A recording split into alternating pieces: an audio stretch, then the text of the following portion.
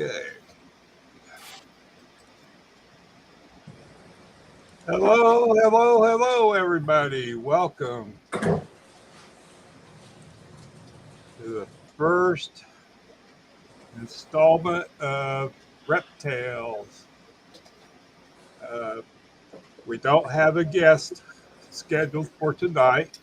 Tonight, we're going to go over our mission statement, what we're wanting to accomplish, and meet the panel. So, a huge thank you for everybody for coming out. So, we'll start with our mission statement.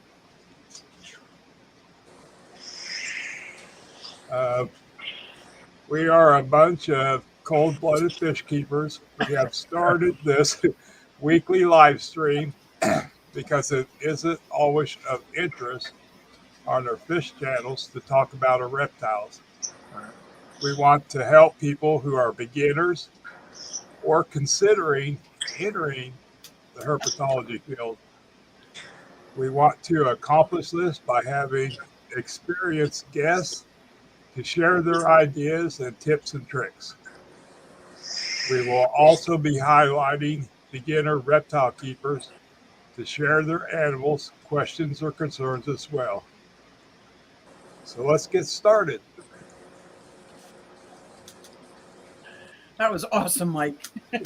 Great job, Mike. I'm so nervous for you.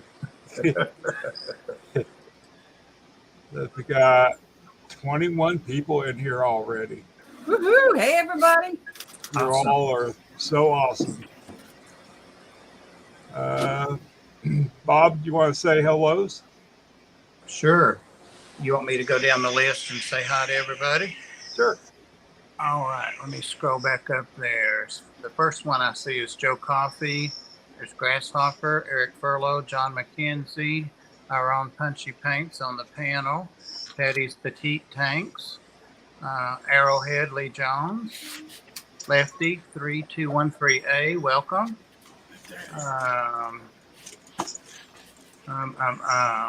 Lots of chat. Dragon Lair, Patrick, welcome. Stephen P, 2003, Aquatics, welcome. Terry's Tropical Tanks. Terry says we have mission statements. Way to raise the bar. Bunny Viper, still in you. Select Pet. Hey, John. My Fish Tanks Aquatics. Bates and Genetics. Jimmy P's. Only Oscars. Hey, June. And Paul McCarthy. Welcome, everybody. Awesome. Hi, everybody. I'm glad you all can make it. All right. We do have a format that we're going to try to follow all the streams, just so everybody knows where we're at and what to expect. We don't have a guest, like I said, introduced tonight, so I think we'll start off with the panel, just telling everybody a little about themselves and what you keep. So, Pam, you want to start? Me? Yeah. You want me to start? Oh my God. Okay, well, as far as reptiles go, all I have right now is some turtles that I've had for about 15 years. Mortimer and Stretch. When I got them, they were about the size of a quarter, and they're just a wee bit bigger than that now. Yeah. And soon I'm going to be getting a ball python. And other than that, I don't know what to say on the reptile. And I used to, my son, when he was growing up, always had a lot of different reptiles. So I have a little tiny bit of knowledge, but not a lot. So I'll be learning along with everybody else in here. And that's why we are here. Yeah. Okay. Susie? Awesome. Hey, everybody, it's Susie Q, and I'm here to show you just what I do. I got a passion for fish and exotics, too, so come along with me. Yeah, I'll let my daughter sing that. Never mind. I'm Susie from Q Aquatics and Exotics, and I added the exotics a couple of years ago, trying to incorporate reptiles into my, I got over 500 videos out there, but very few reptile ones. And it seems like every time I do reptile ones, it takes a hit on my YouTube channel. So I'm trying to increase that. I really want to share my experience because, like us on the panel, we're not experts in anything. We just have experience in what we have and how we did it and how we do it and where we're successful and things like that. Plus, we have a lot of friends that are experts, even though they don't think they're experts. So I'm really excited to start this stream and really excited to be a part of the panel. I'm so stoked about it because I want to share the passion that I get not just out of the fish keeping, but also out of my reptiles, my amphibians. You know, I don't get anything out of arachnous spidery things, but I'm sure there are people out there that do. This is not me. But I've been keeping reptiles on and off most of my life. Started off with my kids bringing home critters, is what I called them. I was a horrible pet owner. It was before YouTube, and it was just a horrible experience to keep kids happy and whatever they brought home. We did the best we could and trying to learn stuff. And now there's so many things that have changed. My eyes have opened. It's like I'm dedicating my life to doing it better. Not necessarily bigger, but better than I did before. And I'm not trying to do it better than you. You do you, I'll do me. I'm just trying to be better than what I was before. And so sharing my experience and the tips and tricks that work for me, I'm real excited. And showing off some of my babies, like this is going to be like fun. I'm pretty excited about that. So I'm honored to be on this panel. So thank you guys. Awesome. Oh my God, and I have to follow that now. Do you want me to sing for you? There's some questions in the chat. Did you see those, Mike? Yeah. You want to do those or? Yeah, let me grab a couple here. If I can find them again. Lefty had one about the. Patty asked, so how long until Furlough is a guest on here? Well, Not long. LL 40 pythons, holy crap. Yeah. I know, What week is Furlough coming? I think he's confirmed. he is 26th of August. Why don't we spit out some of our guests that are going to be coming besides Furlough, right? We got Steve Aquatics coming on next week. We got so many what a great lineup. People confirmed, people saying yes. Who else we got coming on, Mike? Pretty much right now, July and August are all booked. It's like Susie said, next week will be Bob Steampot. 22nd will be Misfit Reptiles. Ooh. 29th will be Wally Kern, Supreme Geckos. Oh, Supreme Gecko. Love my Wally. Yes, I love that channel. August 5th is Jay-Z's Reptiles. Oh. He is not part of the fish fam, but he is one of the expert reptile keepers. So 12th and 19th will be either Rack Cross or Chris Stubbings. Just waiting on them to get back to Bob. Like I said, Stubbings did commit. Chris is going to commit. Okay. We're still getting the date set. All right. Like I said, the 26th is Furloughs. And I am working on several for September also. So probably here in the next day or two, we will have 3 months scheduled already. And we just got a great suggestion from Alishan. Backyard Tortoises, they've gone around to different places and done talks about their reptiles and their tortoises and things like that. So Awesome. I think I might reach out to them and see if they're interested as well. Very good. Awesome. So we are not having any problem finding guests This is at awesome. all. I didn't realize how big the reptiles were. Yeah. And, I want to reach out to Dragon Lair. I think he's in the chat, actually. Do you see that? If also, hey, Melon, Dragon Lair came in. Liberty Bell Cichlids came in. Liberty Bell's my neighbor. Yeah. Arrowhead came in. I don't think Bob ever finished introducing himself and what he has.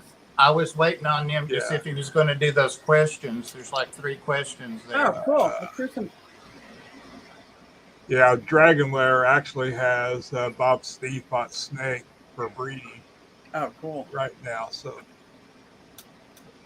But yeah, that's going to be a great stream next week. Carpet python, I think. I believe so.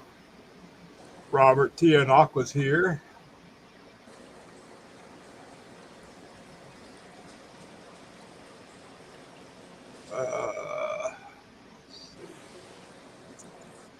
Oh, this is awesome.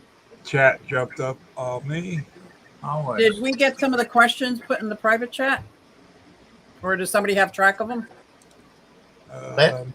Lefty. Lefty asked, he tagged Mike, but he said, does anybody know? He's thinking about getting one of the red-eyed crocodile. I think they're crocodile skinks. Oh, the croc skinks, yeah. Those are nice. And wanted to know if anybody knew. I know they're pricey, but they are cool looking. I know. I think Dragon Lair answered it. Did he? What was the answer so we all hear? It was, if I did again. He said, research them as they require special treatment to do well.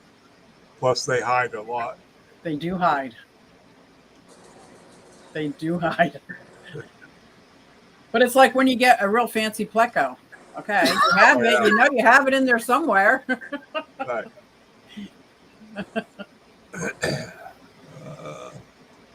Alishon came in.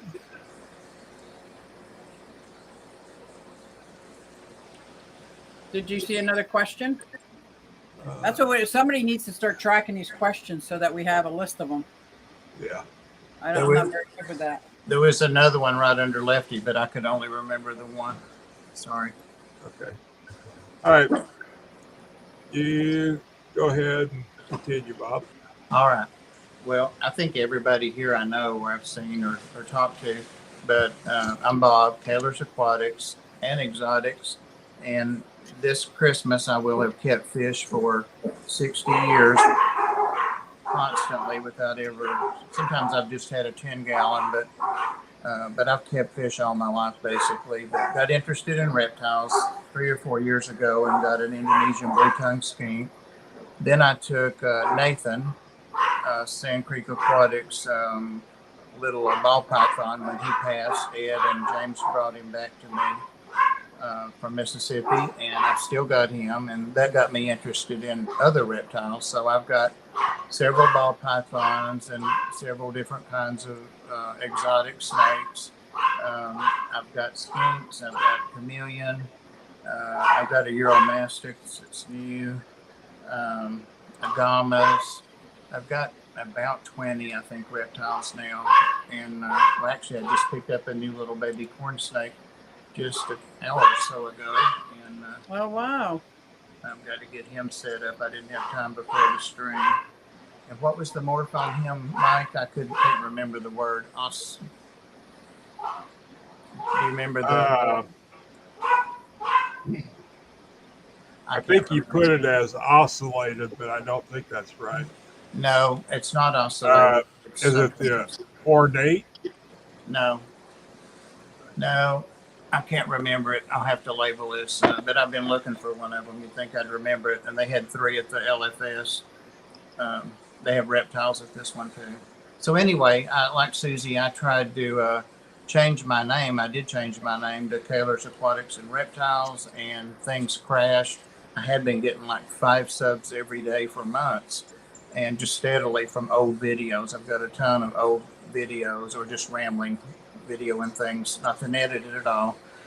And it crashed. I went down to one a day or one every 2 or 3 days. So I went back to exotics, and now I'm back up to like 2 a day. So it's just slow growth, and Right. but I'm sticking with what I want to do. I'm going to still have reptile and fish videos. Sometimes there'll be more reptiles in a row, but people watch them and seem to like following the specific ones that I do frequently. So that's what I'm doing. And I'm here to learn. I can commiserate a little bit and say what works for me and how I take care of my reptiles, but I'm here to learn basically. Nice. Well, I'm Mike with Mike's Aquatics and Things. I have been a fish keeper for 50 plus years. And a couple of years ago, I had started getting some mobility issues and lack of energy, some health issues that are not going to end well, but that's neither here or there. But it was becoming increasingly hard to keep up with maintenance and stuff. At that time, I had 23 aquariums, and I just couldn't do it anymore. So, but then I had all these empty tanks. What am I going to do with them? So I delved into reptiles a little over a year ago, and I was brought up like most everybody else to be afraid of snakes. I had never had any thoughts of keeping a snake or before that. And since I have gotten some, snakes are my passion now. So, Oh, wow. But I am also still learning, and that was my main goal of starting up something like this. I had been thinking of doing something like this for quite a while. Bob and I got to talking one night, and he had the same interest. Somebody's not happy, huh? Come here.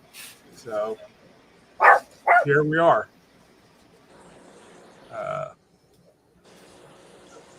Basically, like we said in the mission statement, we're here to help you learn as well as learn ourselves. I had somebody talk about dart frogs in the chat, and we are planning on covering all different kinds of amphibians as well, because I've got tons of different kinds of frogs. Love the frogs. Love my axolotls. There it is.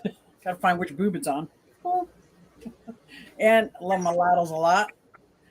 But I also had dart frogs for a long time. And I'm thinking about going back to them again. But I want to make sure I finish my reptile room first. And I have always wanted snakes. But John Bag of Donuts says no. So now I got to compromise. Here we go. What does Lefty ask? I love this. Lefty asks, what would you suggest as a great beginner level reptile, not a snake, for someone that wants to start with the reptiles, but nothing huge? I got some ideas. Does everybody want to give their top 1 or 2 answers? Sure. My top would be a leopard gecko. Good answer. Why do you choose leopard gecko? Ease of care. They don't get huge. You don't need a big enclosure for them. So, What size enclosure would you say you would need if somebody was going to start getting ready for a leopard gecko? I have mine. It's in a front opening enclosure, and I think It's either a Zoomed or a Zilla. I think they call it a 25 gallon, which is good for them. So Okay, that's cool. And I like the front opening closure for them because they're prey. So when you reach in from the top down, they tend to get a little skittish. yeah, And the leopard geckos you can actually handle a lot easier if you train them from the beginning. That's good. I like that one. Mine would be a gecko, but it would be a crested gecko. okay. So they are handleable, but they're very jumpy. And their enclosure would be similar, but it's a 20-gallon long up on end. So I like that. And still front opening, and you can, if you like plants and things like that, you can decorate it really nice. They love to climb on the glass. They don't eat as many bugs as some of the other reptiles. For mine, eat occasional bugs here and there, but for the most part, they like this. It's almost like a baby food consistency of a rapashi, fruit-like fruits and a lot of calcium. They breed. They have 2 eggs every month, whether there's a male in there or not. So I watch out for that all the time. But I think a crested gecko, plus they're soft, is a great, if there's such thing as a beginner reptile, it's a great way to enter into the reptile world, especially if you're a little iffy on the bugs. So that would be one of my picks. Okay. What do you think? Enclosure size? Yeah, it's like a 20-gallon long on end. Mine are all 40-gallon breeders on end because I'm breeding them. So I've got 2 in there with a divider in case the male gets too, frisky. Give my female a break. So, but yeah, I would say a 20-gallon, even a long Tupperware on end that would equate to like a 20-gallon long. And as long as you build it up like a little jungle, they just gonna love that. What do you think, Bob? What would you? I was just looking at comments. I see Dragon Lair says that he would recommend a bearded dragon, and that is considered the entry level reptile overall. But I would always recommend a snake. But since we can't, I will say my clown agama lizards, and they're basically a bearded dragon as far as the food and all that. But they're just a little smaller. They're a little less demanding, and they have the same diet. And I've got a pair of them. They are a pair. They haven't produced any eggs yet, but they are in a 40 breeder with a screen hinge top and the appropriate lights and stuff. So that sounds cool. I've never had an agama. I never had a bearded dragon, and I came across the male at my local fish store. Somebody brought him in, and then when Chattanooga Ed and I were in Atlanta to Repticon, just 3 weeks after that, there were 6 females in a cardboard box. So I picked one out. They're real super easy to sex. The males actually have a zipper. It looks just like a zipper, like an inch-long zipper, where a zipper would be, on your pants. So they're super easy to sex. Right. And they're very friendly. You can touch them even if, they're wild caught. They're just super Now, do they like more of the jungle, or are they more like the desert? Oh, no, they're very arid. You can't soak them. People say don't miss them, and I never can get them to drink water. I keep water in there, and keep it fresh. But they get all their moisture from, what they eat. And it's mostly superworms and crickets. And I keep greens in there. Some people say they can get them to eat greens, but mine won't. So, are they similar to bearded dragons? Like when they're babies, they eat all these insects, tons of insects. Yeah. And as they get older, they eat a lot of more salads than insects. No, they don't eat any vegetable at all. Some people say they get them to, and some of the care guides say to add it. And some people in here may have had them and get them to, but mine won't touch any greens. But I put them out every day. And now that I've got the Euromastics, he eats all the greens that I've been wasting. So it works out pretty good. But yeah, they love to be, cooking on a rock basically in there. So they like it hot. Pam, what would you say would be a good starter? I like the one that you have. I don't know enough about lizards. No, but I like the reptile you have. Turtles. Years ago, we've had a couple different iguanas, and they really aren't that difficult. But other than that, I really don't know. I would go with turtle, like because you have turtles, right? Oh, reptiles in general, I'd say like turtles are pretty easy, and Yeah. ball pythons are pretty easy. Yeah. The only thing with turtles, though, is you got to understand it's a lifelong pet. It's not a 20-year pet, 30-year pet. Like when your kid goes off to college, you might have to take care of it until they come back, and then they'll take it with them into their new life with their new wife. Yeah, And, I've had my turtles for 15 years now, so. yeah, and that's what I try to push because a lot of the kids are saying, "Oh, I want one of those," and I But mine are the red-eared sliders, and they're extremely easy to take care of. I mean, they'll eat anything. They'll okay. eat anything that falls in the water in front of them. So. Oh my gosh! What tank do you keep them in? What's that? What size tank do you keep them in? When I first got them, their shells were about the size of a quarter, and they were in a 10-gallon tank, and then they moved up to a 20, and then a 40 breeder, and now they are in a 100-gallon Rubbermaid tub. Oh, I like that. Greg had them in tub, like a big tub in his basement too. That's a good idea. Yeah, mine are in a 100-gallon Rubbermaid tub, and there's like cement blocks and stuff in there for them to climb up out of the water on. Like I say, they're pretty easy. I started out when they were little. I got them turtle food, which is real tiny little pellets that you get in a jar. But as they grew, that was too small for them, and I started feeding them stuff like cocktail shrimp and stuff like that, for treats. Okay. And then after that, when they got bigger, I started giving them the floating pellets like you get for koi. And occasionally they get shrimp or a piece of fish. Like I say, they'll eat anything. Okay. They spent one summer eating grasshoppers because there was an abundance of grasshoppers outside.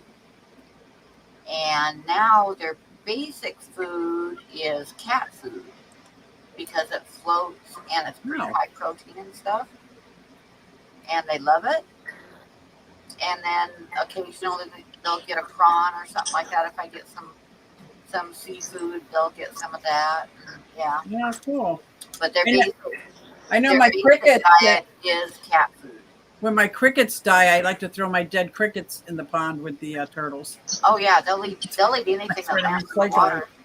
I saw you make a face when I said that they get cat food, but they've been eating cat food for about 3 or 4 years now. So yeah, well, my skink just graduated to dog food, so yeah, I have the high protein pate. No, yeah, and cat food's really high protein. So yeah. John Selected asked way back. I can't find it now, but he said, "Does anybody keep feeders for reptiles that eat insectivores?" And then he asked something else after that. I don't remember the second part. He may have said raised feeders. That's what he said. Does anybody raise feeders? For insectivores, yeah. I do. I have a dubia farm over here. I did dabble in a cricket, breeding crickets, and I will never, ever, ever do that again. That was horrible. The dubia roaches are so much easier. They're better in protein. They don't smell as much. It's so easy to clean them out. And with this little bucket trick, you can sift them down to get the tiny ones. Definitely dubia roaches. And right now, I want to start an earthworm farm or a red wiggler farm for my axolotls because I go through a lot of red wigglers. I'm like, might as well grow my own, if that's the word you use, grow my own. Right. But I have not done mealworms or anything like that. I've only done the dubia roaches. And now I get as much crickets as I need for one feeding. It's about 100 large and 25 small. Will be one feeding for all my people that like all my animals that like insectivores, and then it's done. Like I won't keep them anymore. They gross me out. They smell. I can't. I'm not a cricket fan. They are nasty, and I've started doing that same thing. I've got 2 bags of crickets over there to feed after this.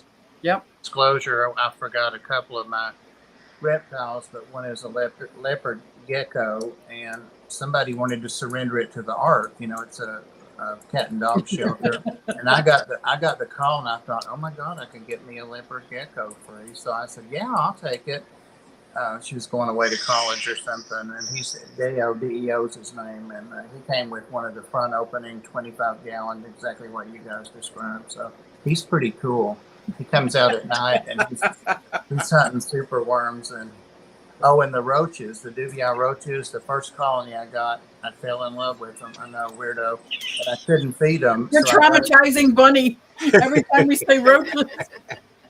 I got a second roach or dubia roach thing, and I thought I'll feed them now. I couldn't do it, so I've got 2 colonies of these huge dubia roaches. So, oh, my guys love the Chinese water dragons. Even my skinks love them. The box turtles. Everyone that likes insectivores, insects likes the dubia roaches. And once you get the colony going, hello, it's free. Let me tell you, I think John Bag of Donuts is about as big a fan as Bunny Viper is, because I asked him to feed my critters, and I said, and over here's the dubia roaches. I thought he was going to lose his lunch. He said, they will not be opened while you're gone. He wanted to know how long they've been in the house. I mean, I've been raising them for like 2 years now. Like, Susie, they look like a little puppy when you look at them in the face. Well, when one got out, he said, one of your turtles got out. You better go get it. It was a dubia roach. I got it on it. Yeah, Bunny, you're not alone. But if you compare the insects, and I don't know if people understand gut loading, most of us probably do. The dubia roaches are so much healthier for at least the reptiles that I keep. And when I say gut loading, means I'm going to feed all my insects what I want my animals to eat. So they get a chopped salad, just like Sophie gets in the morning. I chop up the salad and give it to all the insects. So their bellies filled with that and calcium. So when my guys are eating, they're eating what they ate. And I know that's pretty gross for some people, but it's a healthy way to get those good nutrients inside your critters. Exactly. That's what I have to do. Unfortunately, with one at my cast, the same snake too. It's an African green bush snake, and they will not eat thawed mice. They won't touch anything. Some people claim that they've got them to eat them, but they have to have live stuff like anoles and that kind of stuff. So I keep anoles with my big Indonesian blue-tongued skink, and that's where some of the crickets go to gut load those for the snake. Yeah. And actually, one of those snakes ate the other one. It disappeared, so I try to keep him fed. Oh, Bunny's so funny. Yes, I do make them salad every morning. Make them salad, yeah. Yeah, yep. I do. I do. Somebody told me split peas. The guy at the shop today told me to get the fresh split peas for the Euro. I don't know. Does anybody ever use those? They're the lentils and this other bean that I have upstairs. When they're dried, you can use it as a substrate. Yeah. They absolutely love it. Love it, love it, love it. They get a fresh, my Euromastics get a fresh salad probably twice a day. And they don't ever eat any of the insects. I can have a full-grown bioactive enclosure and they won't touch the insects, but it's so hot in that enclosure. Oh my gosh. It's probably like 120 degrees on one side. It goes down. The cool side is like 100. It's like a sand, arid, rock hotness. So the salad doesn't last as long as it does, let's say, like in my bearded dragon enclosure, where they'll pick at it. It's in their cool side. That is, after a while, it's just like cooked. It's like, nope, I'll just. Yeah, I had read about the requirements for the Euro, and I thought, oh, that sounds hot. So I got it up to 90 when I brought him home from Knoxville the other day, and he was real sluggish. And I'm like, have I killed him just bringing him home? But I started to cranking the light up, and I'd already had a heat pad under the tank. And when it got up to about 120, he started running around. Yeah. Like, dang, what a life. But it's Yeah. They have to be real hot. So Select Pet is asking, and my leopard geckos love the dubia roaches. So and it's all in the size. What I do, I usually use a measurement of between their eyes, whatever size that is. That's because you can get a dubia roach that big, like. Oh yeah. Whatever size is like in their head. I kind of do the same thing with the bearded dragons. Mine are a little like pampered, so I keep them on the tweezers until they eat them. But I know there's a lot of leopard geckos that enjoy the hunt. So you put it down and let it go inside their enclosure, of course, and they'll go hunt for it. So mine are a little lazy and pampered. Lucky Smith, I didn't know that. He says he's got a lot of reptiles. I follow him for other things. He does a lot of, trying to think of the work, something, affirmations and stuff, live streams, and I followed him for a couple of years. He's got the hissing cockroach. Yeah, but we might need to get you to come on. Keeping notes on who's saying they have a lot of reptiles, so we can ask them to be guests later. Yeah. Yep. Pam, you didn't get the email that you were doing that? So I do have challenged leopard gecko that one of the pet stores gave to me. He's had metabolic bone disease pretty bad. So he's crippled in all four of his legs. He can move around by like walking on his so-called elbows, but he is in a very special enclosure, and he's the one that I have to keep him in the tweezers because he can't run real fast. But I felt so bad for him, and that can happen with almost any of these reptiles if you don't have enough UV light and they don't get enough calcium. Like the combination between the two, along with the vitamins, keeps their inside bones strong. Because if their bones get weak like that, they get soft like rubber, and it's very painful. And then they can harden that way. And with a reptile, they can get the pyramiding shell, which doesn't just look funny. It can also hurt the inside organs. So it's critical when they're babies that you have the right lighting. And I'd love to do a whole topic on just the UV light and the UVA, UVB. How do you know if it's good? How do you know if it's bad? Because it's so critical, especially with baby bearded dragons. Once they look like they're getting sick, it's too late. You know, it's like with birds. Once they show symptoms, it might be too late. And it's something that's totally preventable. And if you have an outside porch and you have an enclosure that's not glass, let them get some sunshine too. Like it's just all around good. But I would love to. These are some of the topics that we want to talk about and touch on throughout the upcoming months, because it's so important, especially for someone like me, I'll say, fish keeper that knows all this stuff about fish. Now I want to keep reptiles and might miss some of the information. You know, might just think I can just set them up and let them go. And I've got a lot of adopted pets that have pyramiding and metabolic bone disease. So, and I'm finding it amazing just reading through the chat here how many of the fish fam have reptiles already. So this is awesome then. It's awesome. So awesome. I kind of think they go together, right? For me, it finally did, yeah. And Furlow's question up there. I knew this was going to come up. This is a question that causes fights. Patty, cover your ears. Don't look, Patty. Don't look, Bunny. Says, anyone breed mice and rats for their snakes? So the main reason I can't have a snake is because John doesn't even want a frozen mouse in the house. So the answer for me would be no. I think Eric knows that I am in the camp that there is no reason to feed your snake a live mice or rat. Yeah, but just because you breed them, they don't have to be fed alive, right? True.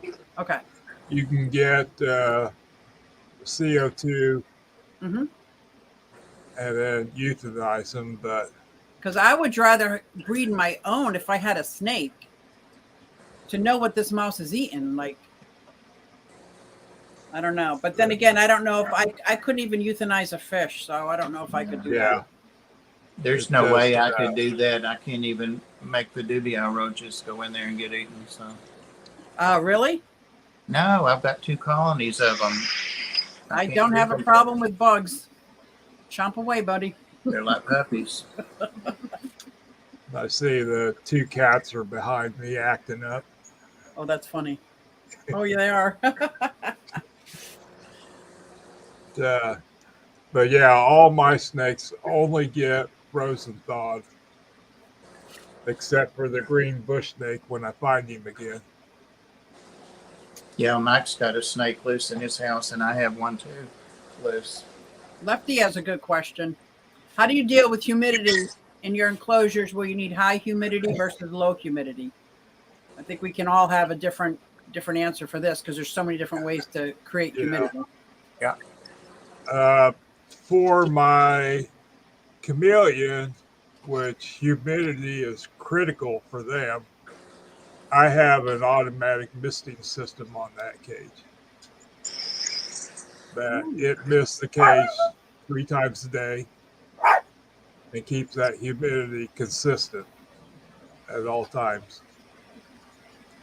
Like the ball pythons and the black house snake, I miss their tanks 2 times a day Manually? manually. So, but humidity, and also the chameleon cage is a wire screen cage, so it's a little harder to keep the humidity Oh, yeah. consistent. That's why I put the automatic system on it. And where did you get this automatic system? I got it off of Amazon. It's the Mist King. Bob, what do you do for humidity? On the yes, Select Pet says Bob and Mike have chameleons. I heard Pam does Susie. Pam misses her turtles though 24/7. I've heard. For my chameleon, I've just got the one big male now. I missed manually, but he's getting a bit much bigger, about twice as big enclosure when I can figure out how to get the 4th side on it. And I'm going to get him a mister. I saw they had them at the shop I was at today that's local. And also I'm going to post that video. It's like 8 minutes of me walking through that store. But at the end, they have a beautiful, what's the chameleon that's so gorgeous and colorful? Carpet chameleon? Panther. Panther. Yeah, and he's had him in there for a while, and I love to have him. He's $600, and he's worth every penny of it. That's what they go for. But he has a mister. Okay. And he's letting him taking it out now. And when he put him back, he went right under the mister. It was going. Does he have a missus too? No, no. He just And that's okay. We accept all kinds. Yeah. Well, chameleons are very territorial, and they really don't want. I kept my 2 siblings together until they mated, and took her out too late. I learned a hard lesson the hard way with that, but they really don't like to be together. They're solitary animals. They really are. You'll see some people keep them together, but they really don't appreciate having company. Right. But like my snakes, I miss. I do the chameleon 3, sometimes 4 or 5 times a day, just when I'm there, and I spot feed him all the time, and he has stuff running around. So I'm always fooling with him over there. Yeah.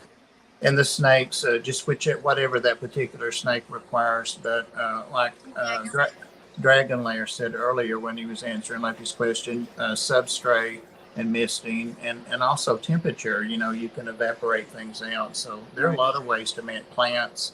And having plants that like moisture. Like in the chameleons, I have like some parlor fern palms and that kind of stuff. So the moisture is always evaporating and keeping the humidity up a little in there. So. Okay, I have a couple of enclosures, especially for like the fire skinks and some of the skinks, Chinese water dragon, that actually have a small body of water, whether it's a 20-gallon or a cat litter box filled with water. So what I do is because I have linear piston air pump, so I put an air line in there and let it bubble and spit. So it's constantly bubbling, spitting the water that they soak in, and that also adds to the humidity level. And I have, I forget what is the humidity guide thing. I don't like the sticky thing on the wall, but I have a digital reader that says what the high part of the humidity was throughout the day and the low part. And I try to keep it per animal is always different. The hardest part for me in this part of the country is keeping the bearded dragon down around 40 and below % humidity, because just in general, it's hot and humid here. So that one's harder for me to keep the humidity out than it is to raise the humidity. But I love animals that also include water features. Like you said, the chameleon likes the running water. So either you could have it dripping or move in. My Chinese water dragon go into aquariums, so they're constantly getting that waterfall. The skink, like, I just love when I can make that paludarium like enclosure that has all of the things going on at once. I'm going to do that for my fire skink. Mm-hmm. Love that. Sphagnum moss is also amazing, Patty. You're right. Sphagnum moss is one of those things that just soak in the water, keep it, and it like keeps the stuff humid.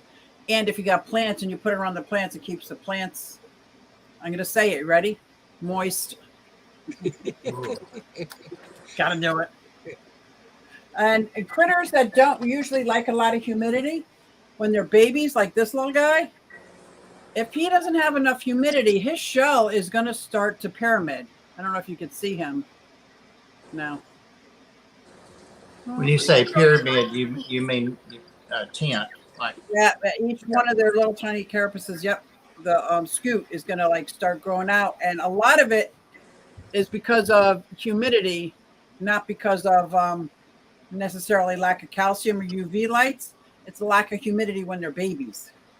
So it's critical, though, even though his older siblings, well, his older cousin, let's just say, doesn't get as much humidity. He's got water he could soak through. This guy gets misted 3 or 4 times a day. So it's different throughout the lifetime of the different reptiles that you get. Right.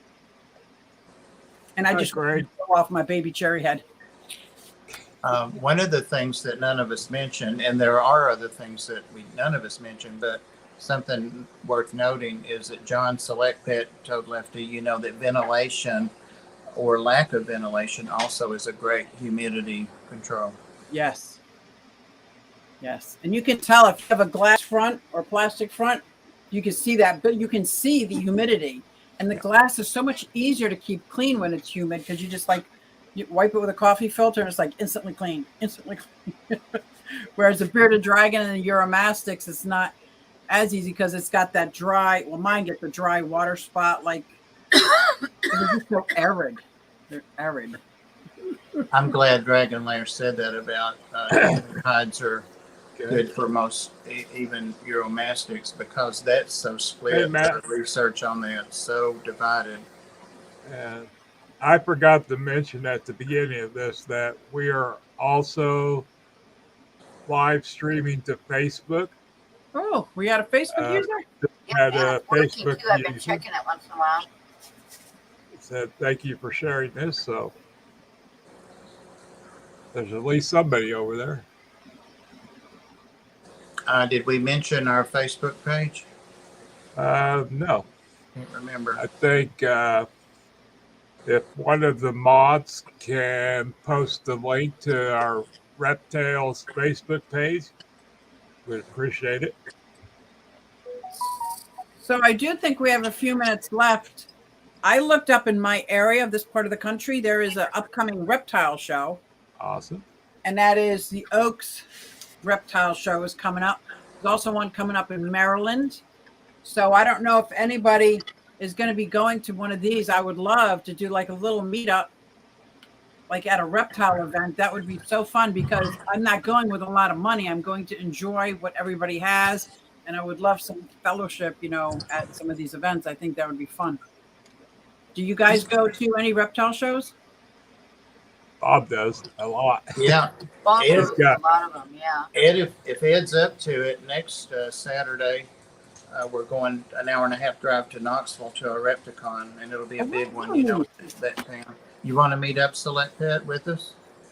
Repticon. Yep. That is awesome. They are awesome. Pam, do you have any out where you live? I live in Wyoming. Mm-hmm. Wyoming doesn't have much of anything, just so you know. There's not really hardly even any pet stores and stuff here. There's a Petco in Cheyenne, but that's like about a 45-minute to an hour drive for me. Ah, And yeah, Wyoming. You got to remember, Wyoming. Total population 5,000 or 578,000 people. That's it. That's the total population for Wyoming. There's no reptile shows. Yeah, the 19th or whatever that is. Select. all right. So I think what we're going to do moving forward every week, we'll come up with one or two, like if there is one or two shows in each of our areas that we might want to go to or might think about, or just if you guys are going, we'd love to hear from you. Like, where did you go? How was it? Was it nice? I went to one Repticon and it wasn't a big fancy one. It was, you walk in, it was like, what? But I met some amazing bioactive people there and changed my life when I learned about bioactive enclosures. So that was pretty cool. I learned that at the small Repticon. Oh, Rhode Island. Cool. Rhode Island. How far away is Rhode Island from me? On the other side of the city of New York. Sounds like a motorcycle ride to me. Yeah. Very cool. Plus, he has a lot of reptiles. Ooh.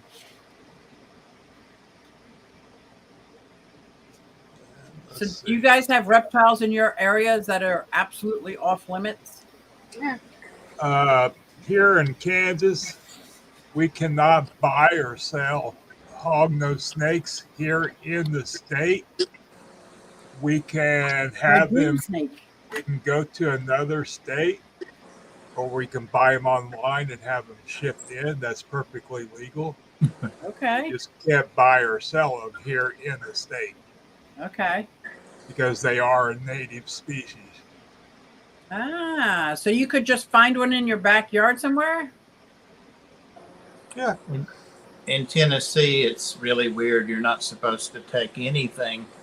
And I didn't know this till, again, Ed and Ginger Graves and I went to Atlanta to the fish club meeting down there and an auction and toured somebody's fish room. But anyway, the NANFA guy was there and he was talking about different collection points and stuff. And Tennessee, you can't take anything at all out of the wild.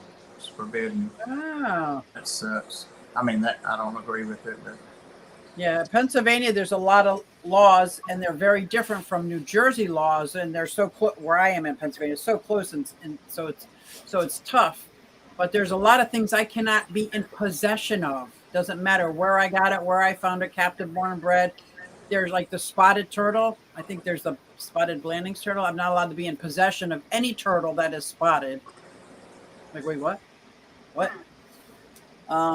Yeah, there's a whole list of them, but snapping turtles, I can have 30. Like, why would I want 30 snapping turtles? No.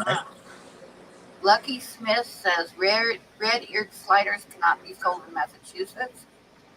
That's where I was living on Cape Cod when I got mine, but I didn't sell them. I bought them and had them shipped there.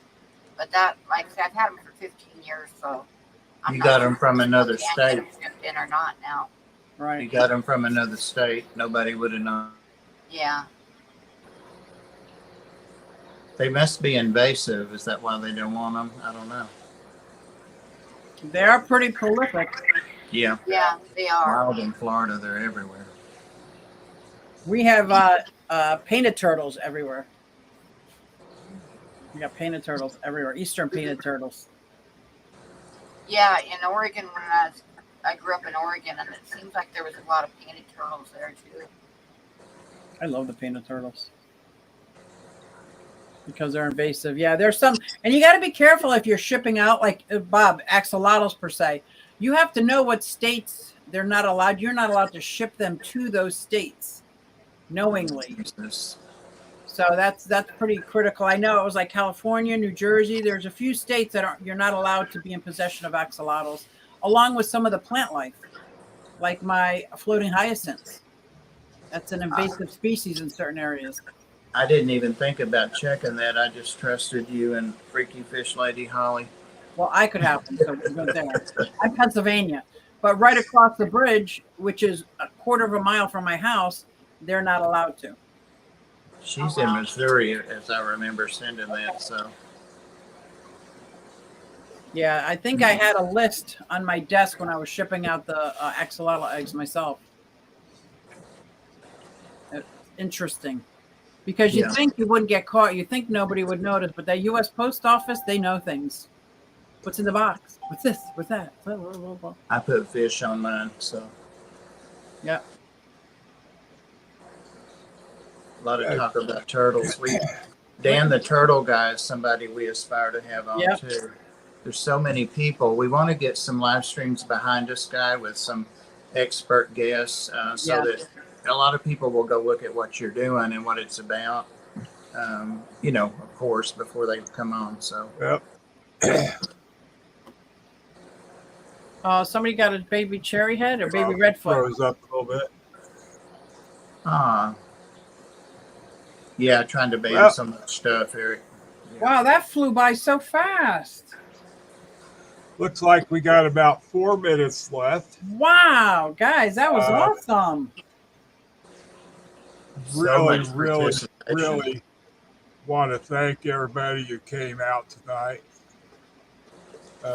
Lurkers.